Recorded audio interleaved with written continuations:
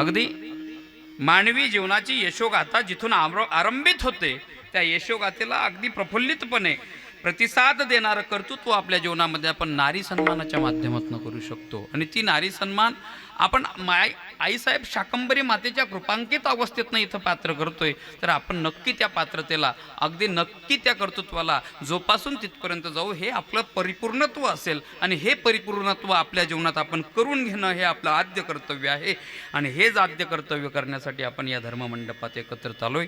या धर्ममंडपाची शोभा वाढवण्यासाठी उपस्थित असणारे माझे सर्व ज्येष्ठ श्रेष्ठ आदराच्या स्थानी असणारी मंडळी, परम आदरणीय मृदंगाचार्य निवृत्तीनाथजी महाराज, आपल्याच गावातील भूषण, आपल्या गावातील सुपुत्र रत्न, ते उपस्थित आहेत. गायनाचार्य परम आदरणीय जितेंद्रजी महाराज दोनगावकर, परम आदरणीय कल्पेशजी महाराज शेरीकर, आमचे चोपदार दादा भगवान महाराज इथलेच आहेत ना, कानडदा, विनेकरी बाबा वासुदेव महाराज, वा वा वा, टाळकरी मंडळी दादा, सर्व गावातील भजनी मंडळ कानडदा, पंचक्रोशीतील भजनी मंडळ कानडदा, विदगाव, नांदराव, वडनगरी, उपनगरी, महमूदाबाद, रिधूर भजनी मंडळ व सर्व पंचक्रोशीतील संतजन गुणीजन मंडळ, कथेचे प्रवक्ते परम आदरणीय दिलीपजी महाराज वृंदावन धाम.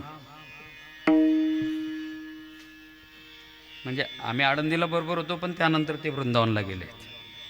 आणि सुंदर प्रकारे कथा चालू आहे. सुंदर असा मोठा व्यापक असा भाव या ठिकाणी सभागृहाच्या माध्यमातून, या सभामंडपाच्या दालनाच्या माध्यमातून दिसून येतोय. सुंदर अशी रूपरेषा, या समवेत सुंदर असं ध्वनिक्षेपण आमचे समाधान दादा आणि दुसखेड्याचे आणि आमचे ज्ञान मंदिरा यूट्यूब चॅनलवाले दिनेश दादा, त्यांचे सहकारी ते उपस्थित आहेत. मला अगोदरच निरोप होता, कारण की मी त्या कॅमेराला भलता चपकावस.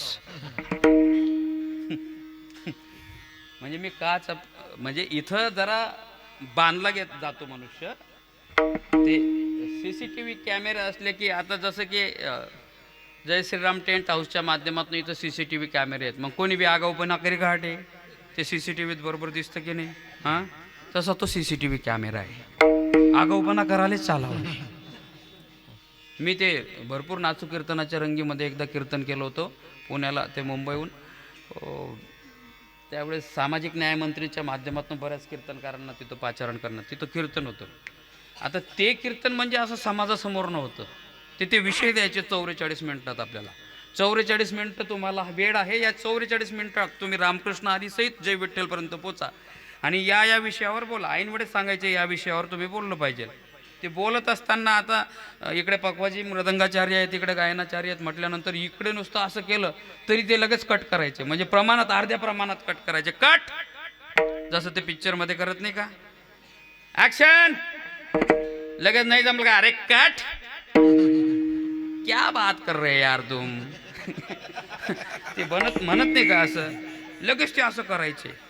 आणि माझ्या समवेत परम आदरणीय सदाशिवजी महाराज साक्रीकर, मुरलीधर महाराज तुराटकडेकर, अंकुश महाराज मनवेलकर, जडकेकरजी महाराज, असे आम्ही 6 लोक होतो. 6 दिवसांचं दिवसभरातनं शूट होतं. आता ज्यांनी सुरुवात केली पहिल्या कीर्तनापासून त्यांना ते काही शक्य होईना लवकर. म्हणजे ते थोडंही इकडे तिकडे पाहिलं की लगेच ते कट मारायचं. ते म्हणायचे फक्त कॅमेऱ्याकडे बघायचं. आणि 2 तास म्हणजे 44 मिनटं जर कॅमेऱ्याकडे बघायचं तर बऱ्याचदा कीर्तनातली पानं हुकायची शक्यता असते बरं का. असा घोड होऊ शकतो. म्हणून काय करावं, एवढा त्रास व्हायचा. मी मुद्दाम होऊन 4थं कीर्तन घेतलं, म्हणजे 4था नंबर माझा लावला. 4था नंबर लागेपर्यंत 3 कीर्तनात माझी प्रॅक्टिस झाली की आता तर ढोकायलाच चालावं नाही. म्हणून मी ते यूट्यूब चॅनल, कॅमेरा असले की थोडी भीती वाटते आणि मोकळं बोलता येत नाही.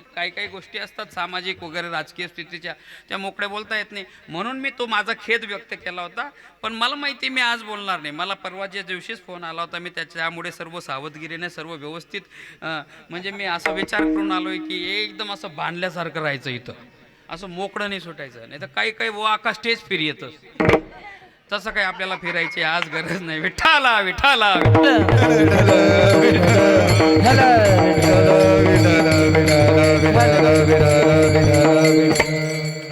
फार फार सुंदर असा व्यापक या ठिकाणी भाव आहे. आता उपस्थित सर्व भक्तिमती माता भगिनी आबालवृद्ध सर्वांना विनम्रतेने अभिवादन करतो. माझ्या चिंतनाकडे वळतो. मस्तक हे पायावरी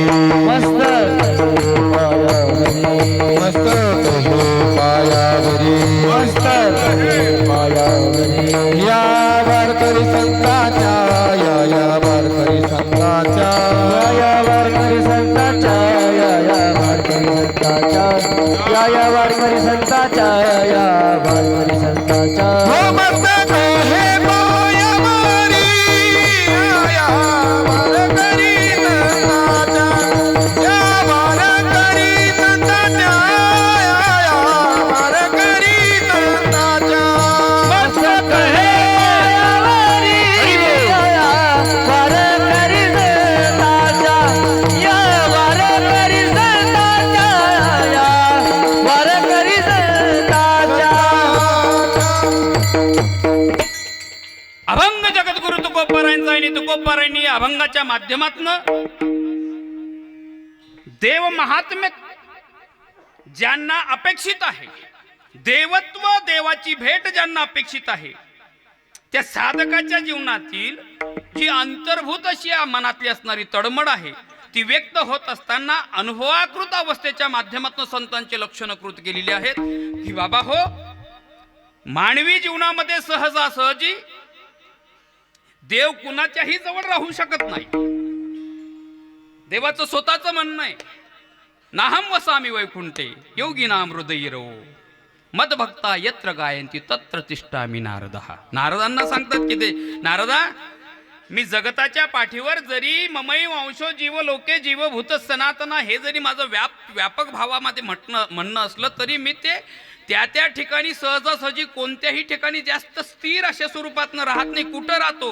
राहण्याची कारण परंपरा मदभक्ता यत्र गायंती तत्र तिष्ठामि. माझे भक्त गाती जेथे नारदा मी उभा